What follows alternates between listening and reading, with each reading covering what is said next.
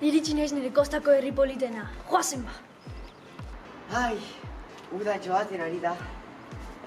Eta negua gero eta gertuago dago. Eguzkia eta euria.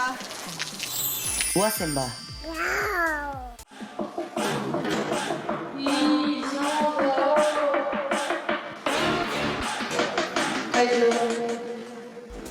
Kaixo bilai, bakizu ez Zarauztarran kastin batea etorri zatela, ez da? Bai. Aber ba, lehenengo galdera. Ze leku polita daude Zarautzen? Bueno, nire ustez torre luzea, da historia handiko lekua, eta batez ere oso polita.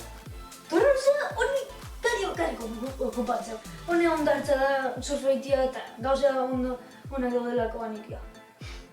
Aber ba, aserro gabe, Ze kirolitea Zarautzen? Bueno, honena nire ustez golfa da, ze oso divertigarria da. Lasaia ere baita importantia izan ditu gabe. Golfa?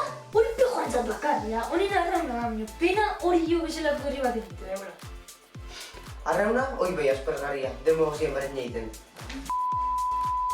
Bueno, lasaitu, hirugarren galdera. Zeitezu ondartza jote zeatenian? Lehenengo gauza egiten da txaparroa jantzi eta bainatzea. Gero tabernean zer jan eta surfea. Txaparroa, zer da hori?